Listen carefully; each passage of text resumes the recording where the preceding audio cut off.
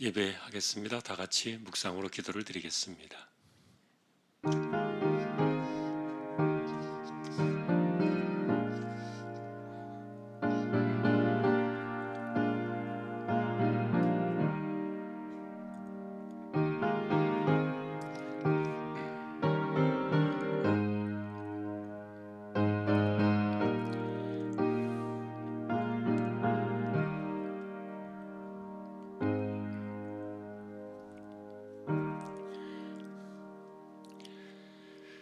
너희는 믿음 안에 있는가? 너희 자신을 시험하고 너희 자신을 확증하라. 예수 그리스도께서 너희 안에 계신 줄을 너희가 스스로 알지 못하느냐? 그렇지 않으면 너희는 버림받은 자니라. 하나님, 이 시간도 저희가 하나님을 예배합니다. 부족한 심령들을 성령께서 이 시간 붙들어 두시고 예배 가운데 우리 하나님 임재하셔서 홀로 영광을 받으시옵소서. 예배의 시정을 의탁합니다. 존귀하신 예수 그리스도의 이름으로 기도하옵나이다. 아멘. 찬송가 446장입니다.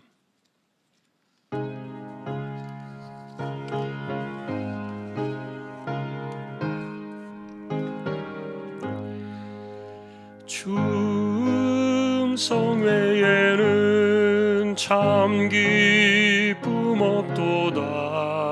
날 사랑하신 주 늘 계시옵소서. 기쁘고 기쁘도다. 항상 기쁘도다. 나 주께 왔사오니 복주옵소서. 나 주께 왔으니 복주시옵소서. 주 함께 계시면 큰 시험 이기네. 기쁘고 기쁘도다. 항상 기쁘도다. 나 주께 왔사오니 복주옵소서. 주 떠나가시면 내 생명 헛되네. 기쁘나 슬플 때 늘 계시옵소서. 기쁘고 기쁘도다. 항상 기쁘도다. 나 주께 왔사오니 복주옵소서.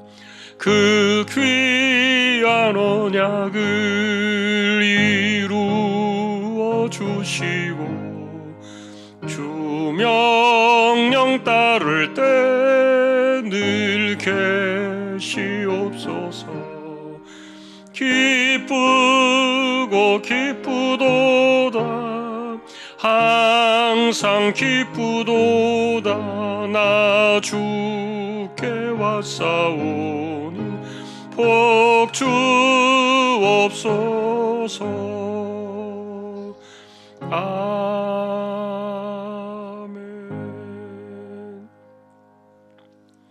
이우정 권사님 기도하시겠습니다.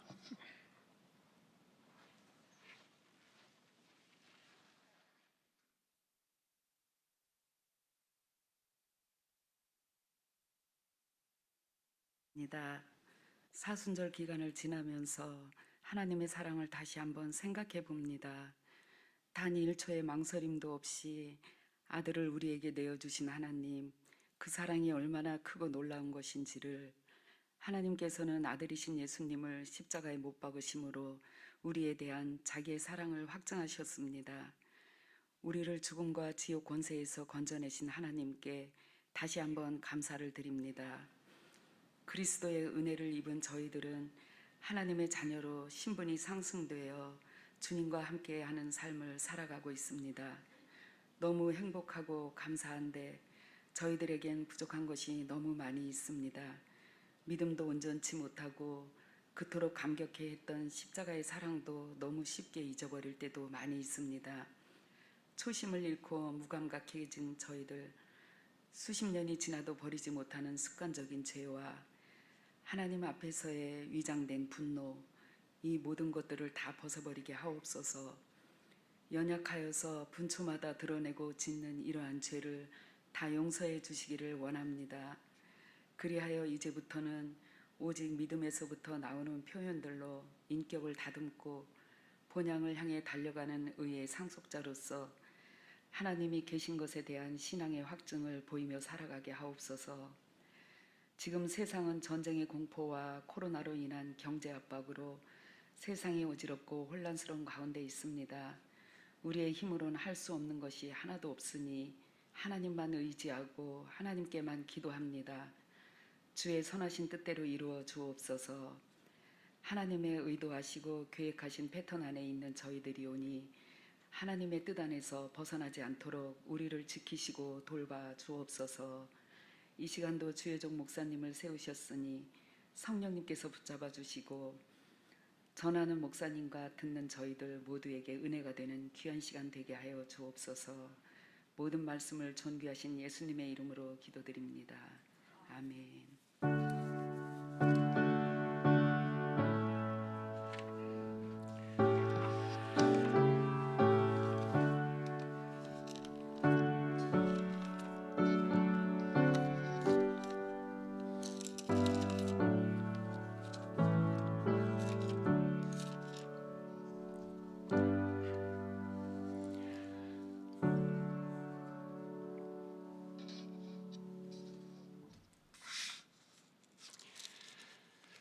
오늘 말씀은 사무엘상 17장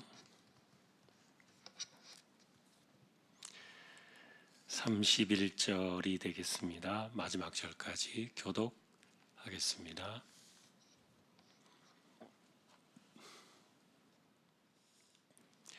사무엘상 17장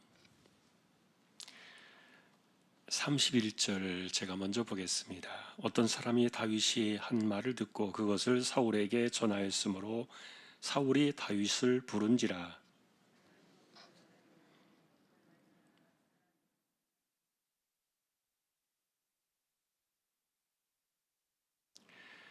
사울이 다윗에게 이르되 네가 가서 저 블레 사람과 싸울 수 없으리니 너는 소년이요 그는 어려서부터 용사임이니라.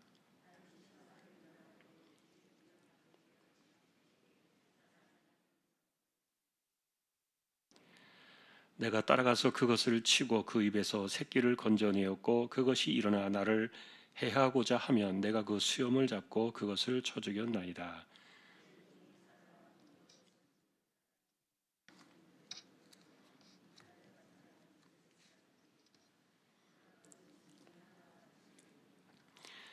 또 다윗이 이르되 여호와께서 나를 사자의 발톱과 곰의 발톱에서 건져내셨은즉 나를 이 블레셋 사람의 손에서도 건져내시리이다. 사울이 다윗에게 이르되 가라 여호와께서 너와 함께 계시기를 원하노라.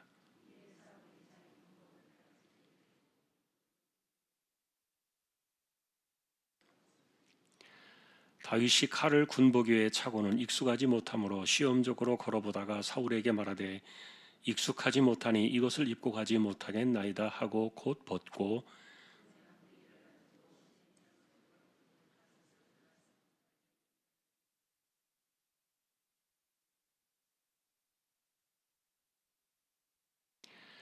블레셋 사람이 방패든 사람을 앞세우고 다윗에게로 점점 가까이 나아가니라.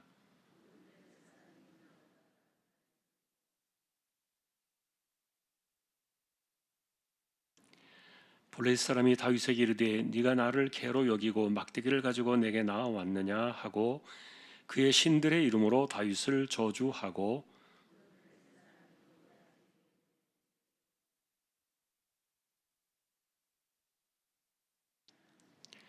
다윗이 블레셋 사람에게 이르되 너는 칼과 창과 단창으로 내게 나아오거니와 나는 만군의 여호와의 이름 곧 네가 모욕하는 이스라엘 군대의 하나님의 이름으로 내게 나아가노라.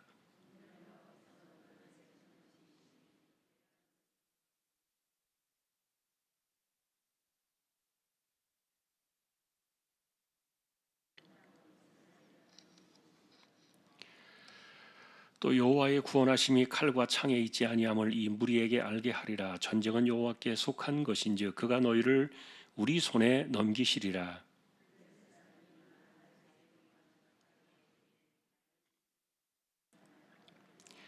손을 주머니에 넣어 돌을 가지고 물매로 던져 블레셋 사람의 이마를 치매 돌이 그의 이마에 박히니 땅에 엎드러지니라.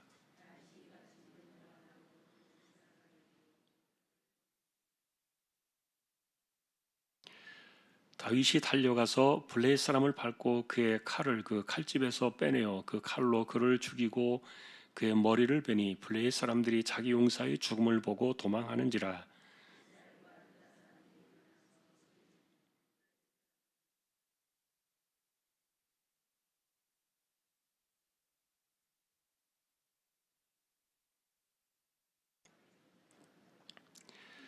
이스라엘 자손이 블레셋 사람들을 쫓다가 돌아와서 그들의 진영을 노략하였고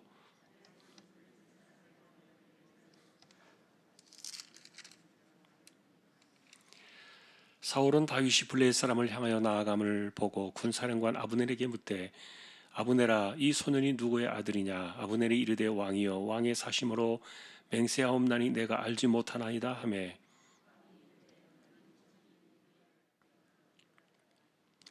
다윗이 그 블레셋 사람을 죽이고 돌아올 때 그 블레셋 사람의 머리가 그의 손에 있는 채 아브넬이 그를 사울 앞으로 인도하니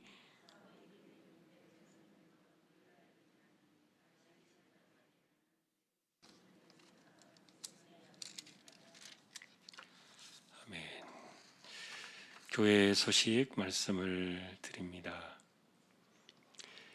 사월 중에 있을 세례식, 성찬식, 부활절 또 감사예배 일정들 기억하시고 또 우리가 준비하면 좋겠습니다. 그리고 또 고난 주간도 있고 그런데 코로나가 빨리 끝나서 모든 것이 또 정상으로 돌아가면 좋겠습니다. 기도해 주시기 바랍니다. 다른 소식들은 주보를 보아 주시면 되겠습니다. 이제 34구역 찬양으로 영광을 돌리겠습니다.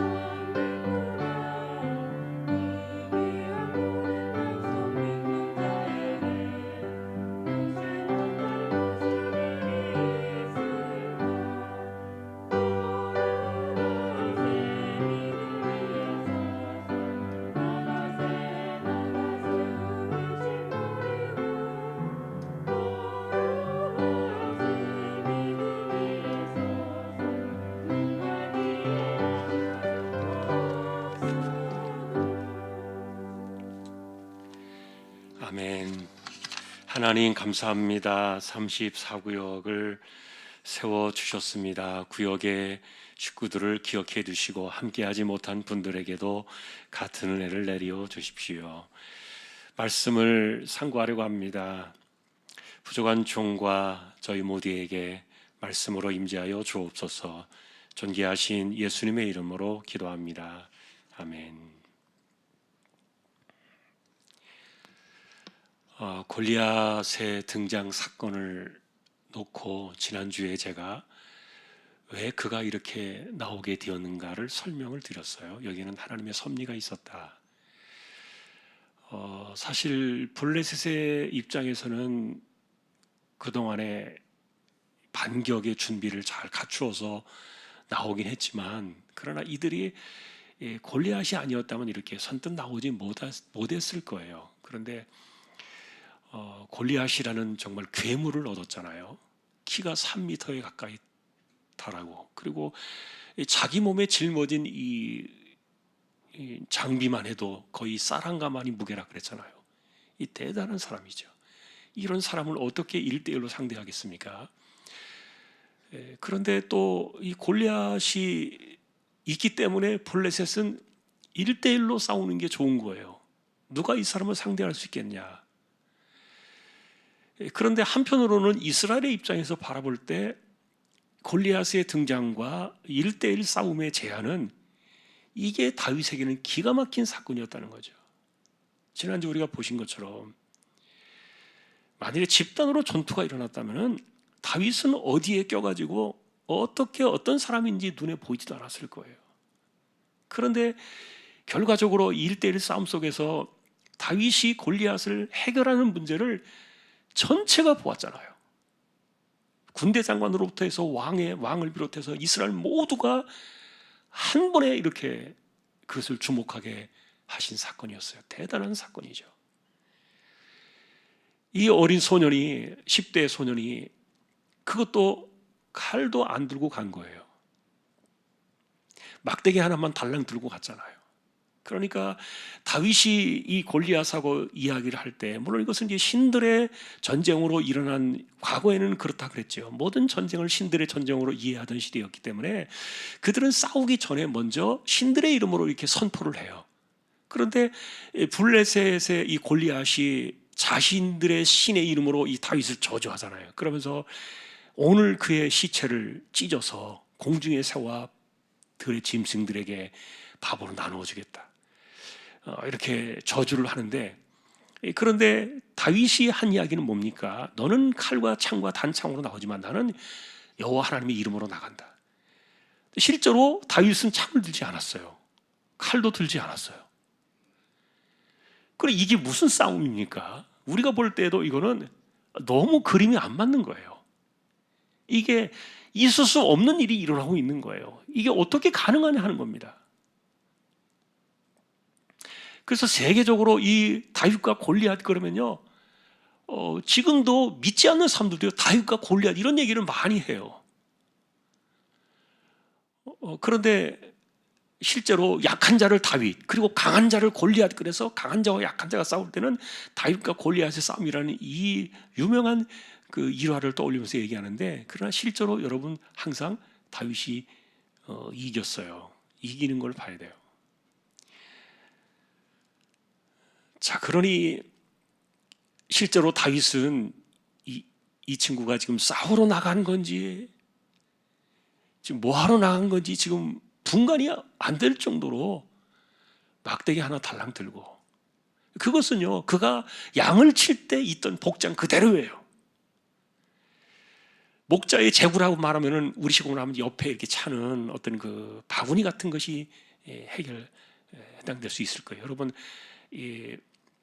옆으로 이렇게 차는 그 바구니 같은 거 있잖아요. 이렇게 짜놓은 이렇게 바구니 옆에 걸쳐서 그 안에다가 뭐 필요한 건 넣었을 겁니다.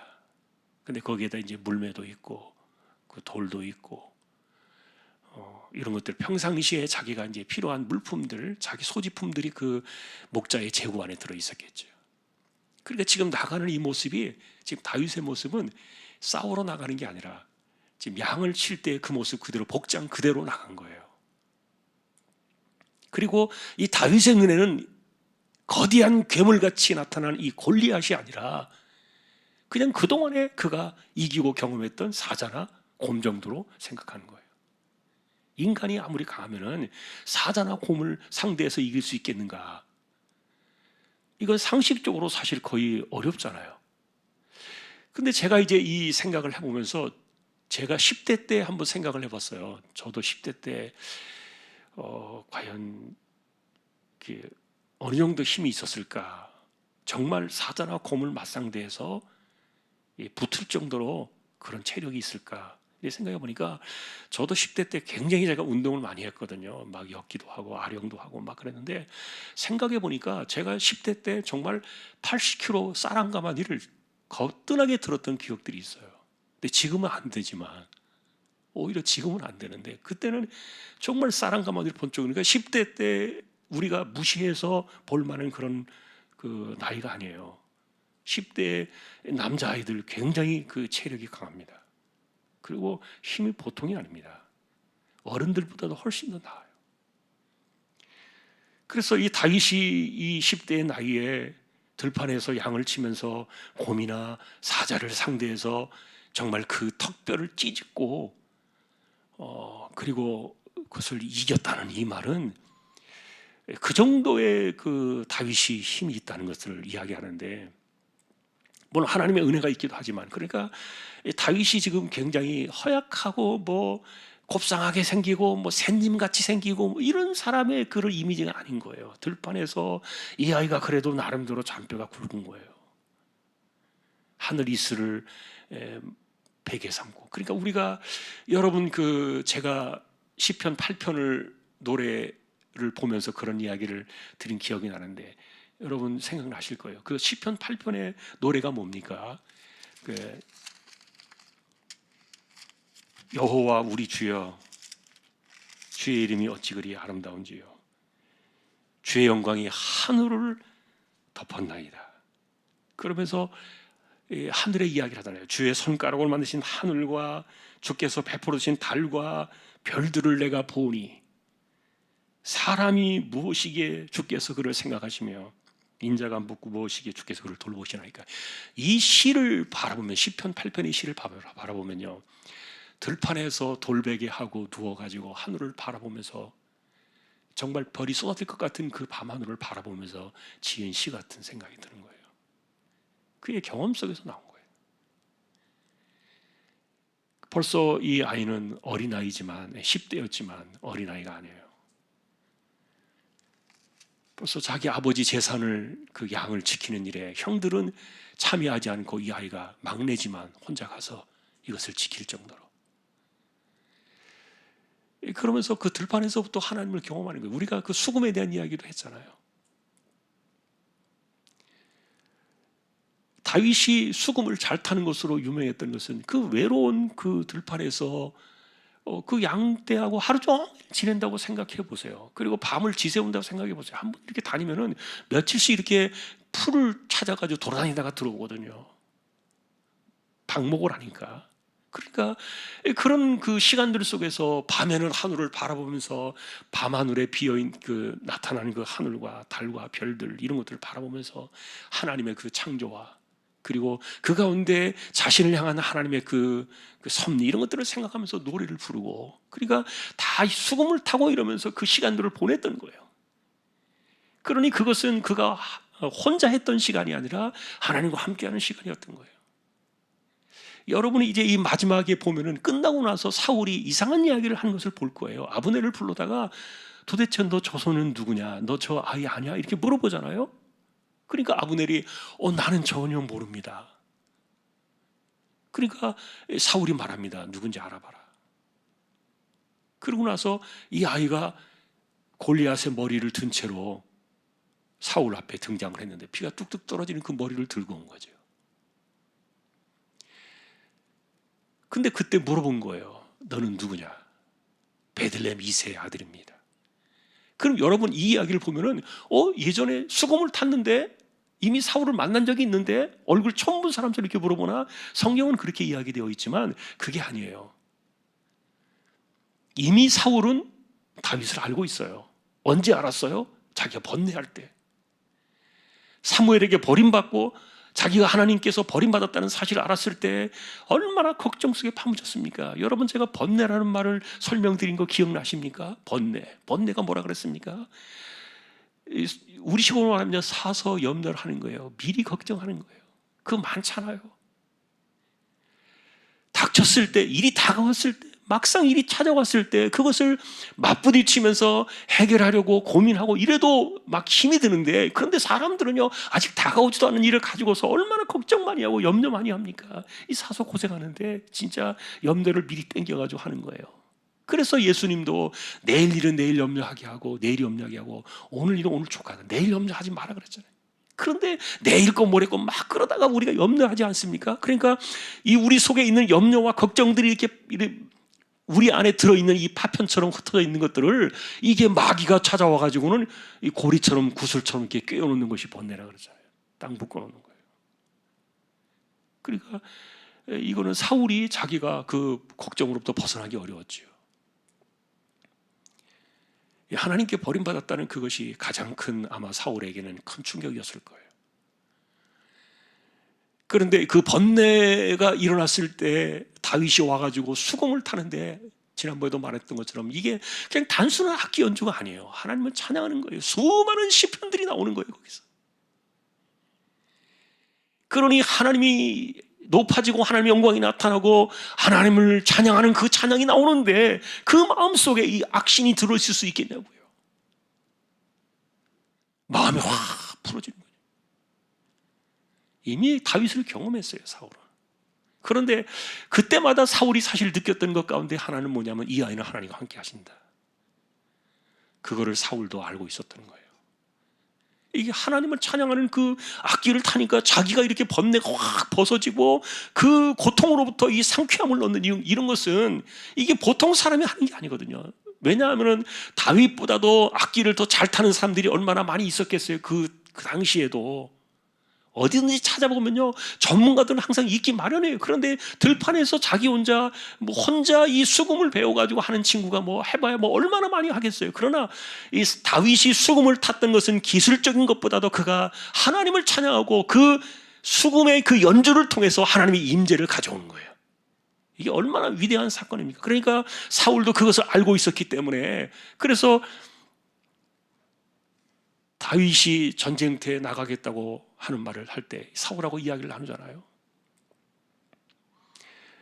그래서 다윗이, 여러분, 뭐라 그랬습니까? 낙담하지 마십시오. 이게 어린 소년이 왕 앞에 와서 할 이야기예요. 낙담하지 마세요. 제가 블레셋으로 나가서 싸우겠습니다.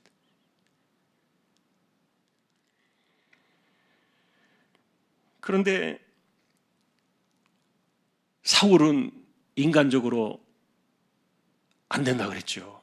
너는 소년이야. 그리고 그는 어려서부터 용사야.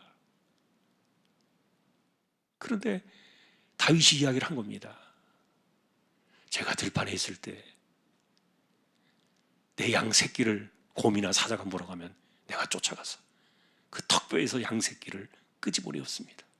그들을 찢어 죽였습니다. 하나님 나를 그렇게 해주셨습니다. 그 이야기를 딱 듣는 순간에 아마도 사울의 온 몸에는 정말 전율이 흘렀을 거예요.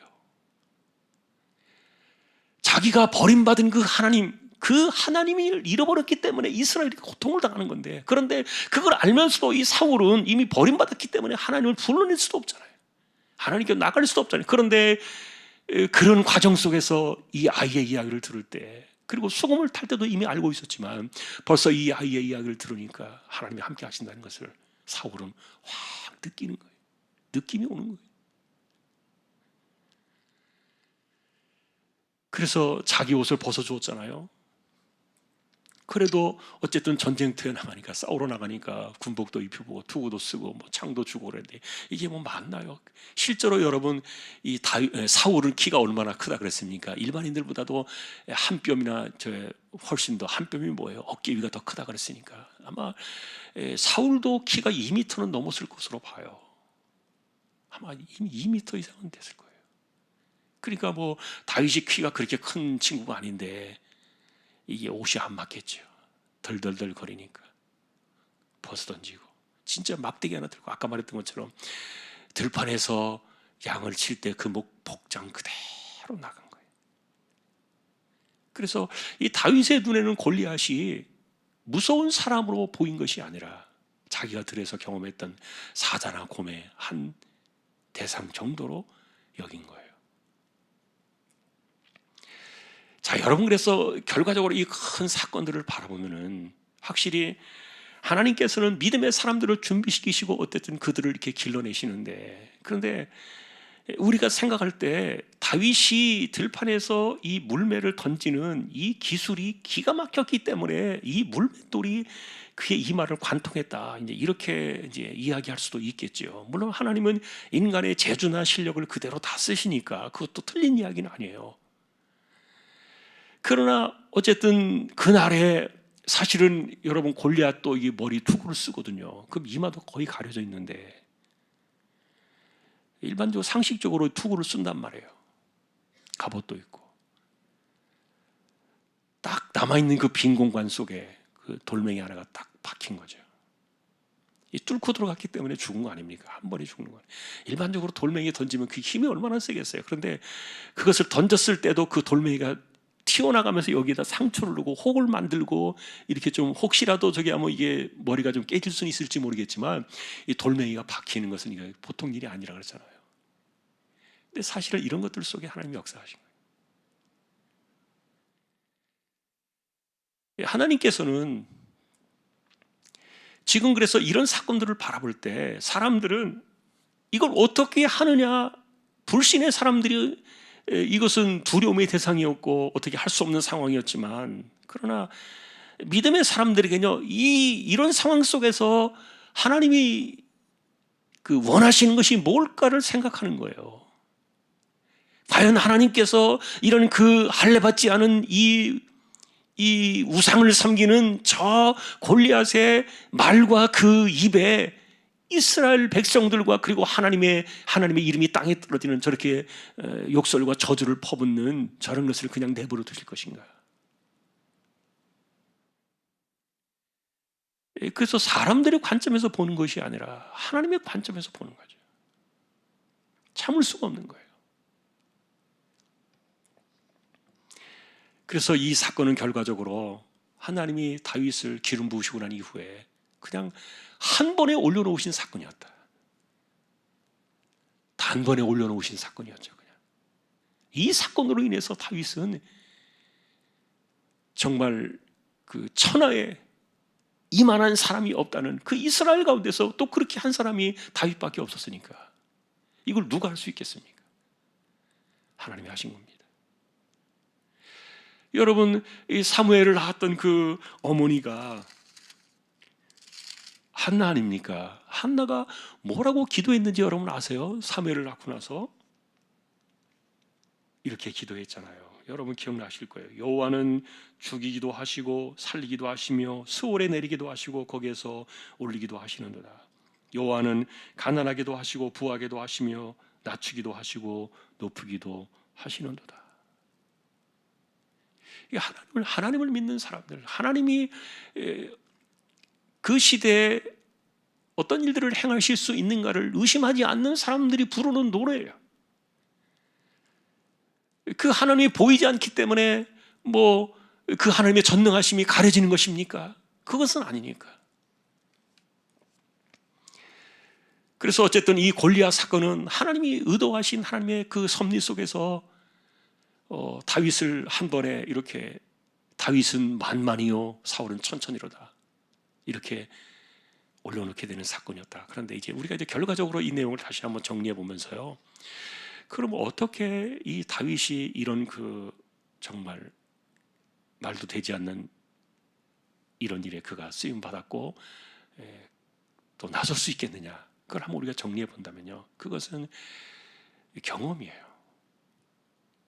하나님은 인간의 경험을 무시하지 않아요. 무슨 경험이냐? 그것은 다윗이 아마도 물매를 던져가지고 짐승들을 쫓아내거나 짐승들의 눈을 맞히거나 뭐 그런 적이 있었겠죠. 한두 번이 아니었겠죠. 그런데 적어도 예를 들면은 그 위급한 상황에서 하나님과 함께 그 들판을 지내고 있었던 그 다윗의 입장에서는 예를 들면 물매를 던지거나 짐승을 쫓아가서 그 입을 찢을 때에도 이게 그냥 제정신이 아닌 상태에서 하는 것이 아니라는 거예요. 그 속과 그 마음을 어떻게 했습니까? 하나님을 얼마나 간절히 찾았겠어요. 여러분이 상식적으로 생각해 볼 수 있는 내용이에요. 정말 입으로 나오지 않고 그리고 표정으로 그런 것들이 표현되지 않을지 몰라도 하나님의 중심을 딱 보잖아요. 이 친구가 지금 얼마나 하나님을 간절하게 의지하면서, 왜냐하면 목숨이 왔다 갔다 하니까요. 그런 시간들 속에서 정말 속에서는 진땀이 날 정도로 하나님을 신뢰하는 가운데 하나님을 부르면서 그가 이 물매를 던지거나 짐승들을 상대하고 그랬을 건데, 그러니까 짐승들을 이겼다는 것은 내가 이겼다는 것보다도 그것을 이기게 하신 그 하나님을 더 깊이 경험하는 거예요. 그런데 여러분, 이 하나님을 이렇게 경험하는 이 사건들이요, 이 골리앗을 이렇게 상대할 수 있도록 자리로 나가게 한 원동력이 된 거예요. 사울이 무슨 경험이 있습니까? 사실 이 친구는 이 사울은 굉장히 참 좋은 분으로 출발했잖아요. 그러나 시간이 지나면서 변질되어져 버린, 그러니까 일반적인 사람들의 모습을 그대로 보여주었어요, 사울은. 그래서 이 사울에게는 우리가 항상 그 이야기 했잖아요. 올챙이 시절을 잊어버려가지고 낭패한 인간이다. 자기가 뭐 처음부터 왕이었나. 그런데 그 이후에 어쨌든 사울은 하나님을 경험한 사람이 아니에요. 순종하지 않았기 때문에.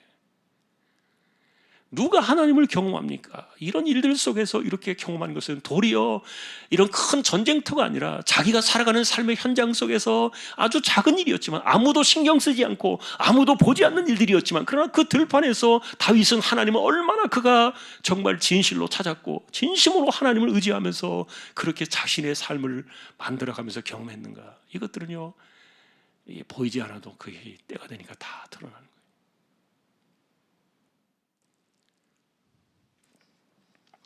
자, 여러분, 그래서 우리는 평상시에 정말 하나님을 내가 믿고 신뢰하고 사랑하면서 그 하나님을 의지하는 가운데 뭔가를 이겨내는 것, 이런 것들이 굉장히 중요해요.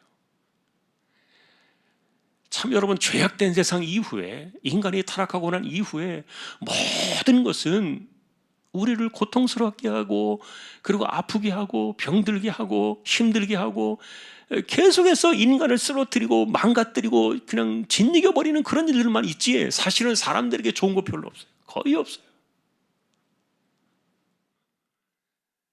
그러니 타락하고 난 이후에 우리가 제대로 된 인생을 살아가기를 원한다면 이것을 이겨낼 수 있는 유일하신 하나님, 전능하신 그 하나님을 의지하는 가운데 우리의 삶 속에서 날마다 그 하나님의 힘을 빌어와서 그 하나님의 힘을 가져와서 이기는 자의 삶을 사는 것이 얼마나 중요한지 몰라요. 이거는 다윗만이 아니에요. 모든 그리스도인의 삶이에요. 삶 속에서 그 전능하신 하나님의 능력을 가져와서 내 삶 속에서 그 전능하심을 우리가 경험하는 거예요. 그것은 모든 삶에서 이겨내는 겁니다. 그것이 뭐 질병이든 실패든 아니면 돈이든 아니면 무엇이든지. 그래서 여러분, 사람들은 뭐 하나님을 빼놓고 생각하면은 다른 여러 가지 방법들을 찾아가지만 우리는 여기저기 기웃거리지 않아요. 있는 그대로 그냥.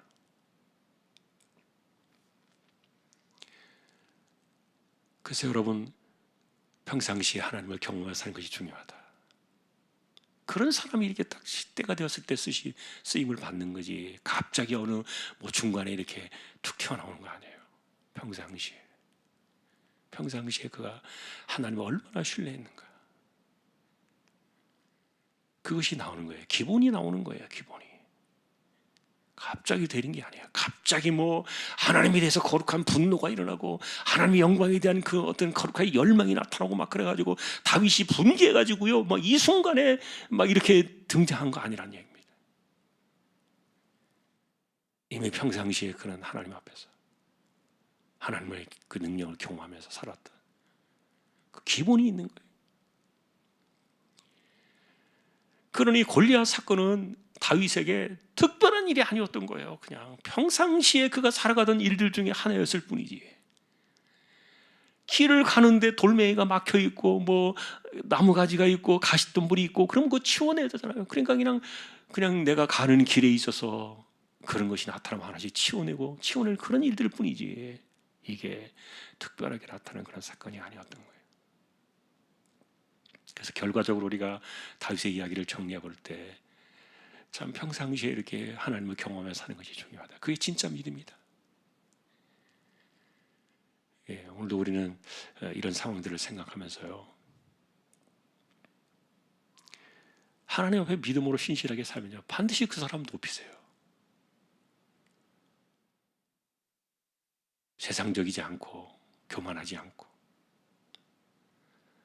예, 그러지 않고요, 정말 하나님 앞에 하나님이 하셨다, 그리고 하나님 앞에서 신실한 마음을 가지고 신뢰하며 살아가는 사람들, 하나님 반드시 높이세요. 하나님 반드시 쓰세요, 그 사람.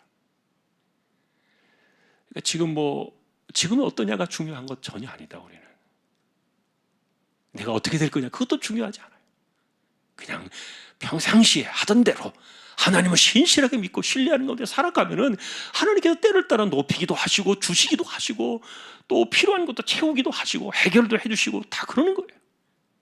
특별하게 어떻게 그렇게 하지 않아도 평상시에 기본적인 신앙을 가지고 하나님에 대한 믿음을 가지고 살아가요. 자, 그러니 그런 것들을 하나님께 맡기자. 우린 그저 삶 속에서 늘 순간마다 하나님을 경험하자. 하나님을 만나자. 그것이 오늘 이 사건을 바라보는, 남들은 자꾸 골리앗을 이야기하지만 그러나 우리는 다윗을 주목하는 거예요. 골리앗을 이긴 다윗을 높이 올려 세운 것에만 주목하지만 우리는 그의 내면을 보는 거예요. 하나님이 어떻게 하셨냐, 그리고 하나님이 어떤 사람을 쓰셨느냐, 어떤 사람이 마음이 아픈 사람이냐. 다시 한번 여러분, 하나님은 중심을 보십니다. 신앙은 속일 수 없어요. 하나님 앞에서 이렇게 뭐 하는 척 해가지고 되는 게 아니에요. 오늘 우리는 중심을 보시는 그 하나님 앞에서 또 승리의 삶을 살아가는 저와 여러분 모두가 될 수 있기를 주님의 이름으로 축원합니다.